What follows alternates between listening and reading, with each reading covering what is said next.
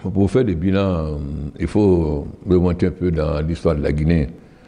Vous savez, de toutes les anciennes colonies françaises d'Afrique de l'Ouest, c'est la Guinée qui avait le plus grand avenir à cause de nos immenses ressources minières et de nos possibilités de barrage. Et la France avait donc prévu de développer la métallurgie et la sidérurgie, puisque nous avons des minerais de fer aussi. Ensuite, lorsqu'ils ont compris qu'ils allaient perdre la guerre d'Indochine, ils ont voulu que la Guinée remplace l'Indochine pour fournir le riz à l'Union française. Donc la Guinée était un bel avenir. Bon, malheureusement, les conditions d'indépendance, comme la Guinée était le seul pays à voter non, le président de Gaulle a voulu sanctionner la Guinée. Donc, ce qui fait que les années ont été très difficiles. Heureusement, il y a eu la coopération avec l'Union soviétique et la Chine. Ensuite, il y a eu plein de complots, etc. Après la mort du président, il y a eu un régime militaire. Bon, le premier régime, c'était un régime étatique, et toutes les entreprises, les banques étaient publiques. La deuxième république, avec les militaires, sous l'influence du Fonds monétaire, ils ont tout privatisé alors qu'on n'avait pas de nationaux. Ce qui fait que l'essentiel des usines qui avaient été construites sous la première république ont disparu. Et malheureusement, la deuxième république n'a rien construit. Et avant mon arrivée, la Guinée n'avait jamais terminé un programme avec le Fonds monétaire. Donc quand je suis arrivé, j'ai fait faire le bilan par le Fonds monétaire pour connaître la situation. Et la situation était catastrophique. Donc, mais j'ai été obligé d'accepter les conditions. En 2 ans, nous avons pu finir le premier programme avec le Fonds monétaire. Nous avons obtenu ce qu'on appelle les PPTE, c'est-à-dire l'annulation de la dette des pays endettés les plus pauvres. Nous avons annulé 3 milliards de dollars de dette. Malheureusement, il y a eu l'Ebola qui a mis notre économie à terre pendant 3 ans. Malgré cela, nous avons réussi d'abord à faire une réforme qui a été fondamentale, c'est la réforme de l'armée. J'espère que vous aurez l'occasion un jour d'interviewer le général Clément Bolé, parce qu'on avait une armée mexicaine, il y avait 3 fois plus d'officiers que de soldats, les militaires sortaient avec les fusils en main, etc. Et nous avons mis 4000 militaires à la retraite, et on a fait maintenant un tableau d'avancement. C'est-à-dire on avait des officiers qui étaient colonels, qui n'avaient même pas passé le certificat que passe quelqu'un pour être caporal-chef. Donc la réforme la plus importante a été la réforme de l'armée, qui a fait qu'aujourd'hui l'armée guinéenne est véritablement une armée républicaine en qui le peuple a confiance. La deuxième, c'est la réforme de l'administration et la lutte contre la corruption. Nous avons créé donc l'unicité des caisses, c'est-à-dire tous les fonds allaient maintenant à la Banque centrale. Mais nous avons eu beaucoup d'handicaps, d'abord du point de vue de l'énergie. Donc,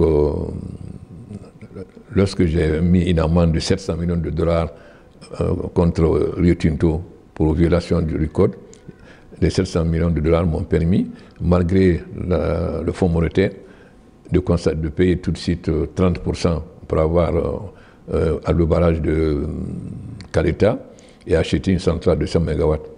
Et le barrage a commencé à fonctionner en 2015. Donc quand je suis arrivé, on avait à peine 100 et quelques mégawatts, alors que Conakry a triplé de population.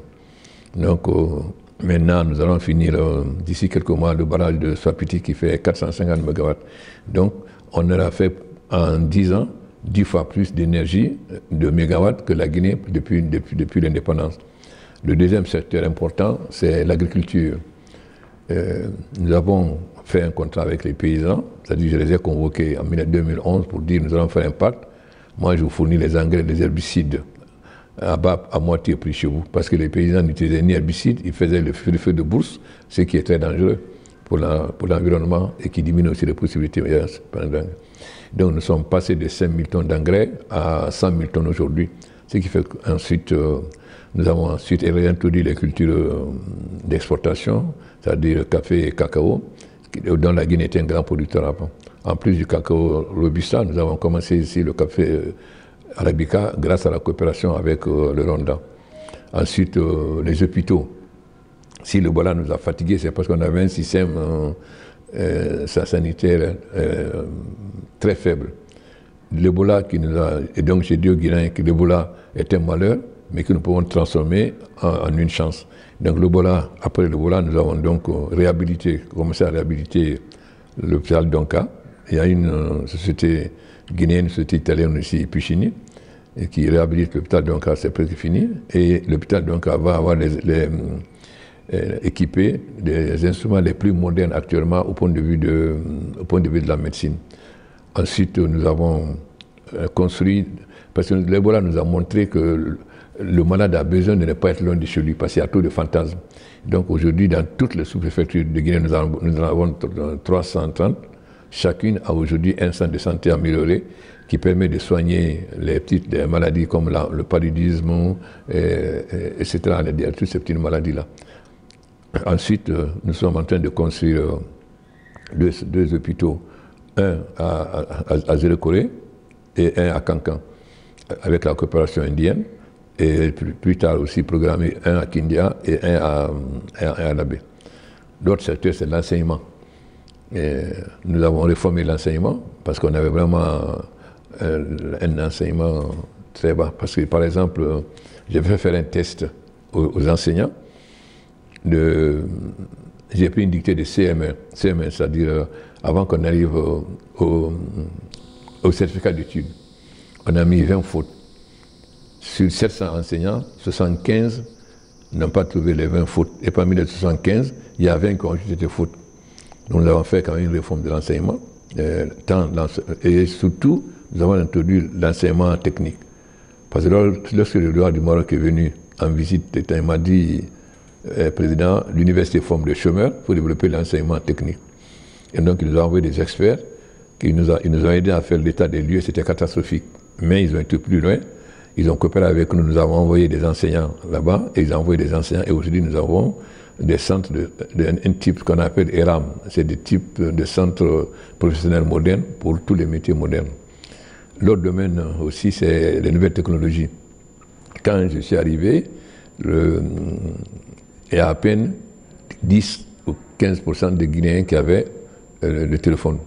Aujourd'hui, l'ensemble du territoire est couvert à 100%. Et on n'a plus de téléphones que d'habitants, parce que vous avez beaucoup de Guinéens qui ont 2 ou 3 téléphones. Bon, à commencer par moi-même. Donc ça a été un autre domaine extrêmement important. Et aussi, la lutte contre le chômage des jeunes. Et aussi la transformation des villes, parce que les villes étaient abandonnées. Nous avons donc lancé ce que nous appelons les indépendances tournantes. Chaque année, on faisait l'indépendance dans une région, donc ça permettait de développer les infrastructures. Mais nous avons vu aussi que là, ça ne développait que les villes, pas les campagnes. Donc, à partir de cette année, nous avons créé l'ANAFIC. C'est-à-dire que nous consacrons 15% des ressources minières au développement des sous-préfectures, c'est-à-dire dans les villages. Et c'est eux qui choisissent leur programme. Et la plus petite sous-préfecture aura au minimum 1 milliard. Donc, nous sommes donc en train de transformer. Ensuite, sur le plan diplomatique, la Guinée avait un grand prestige sous la première république. Le président Sékou Touré avait quand même été très considéré en Afrique, membre fondateur de l'OUA, grand soutien des mouvements de libération. Quand on pense par exemple que le MPLA a été créé en Guinée, que Mandela et son ami Beki ont fait leur entraînement militaire à Kindia. Mais la Guinée avait disparu. Quand on vous demande de Guinée, on vous demande de Guinée-Bissau ou de Guinée équatoriale.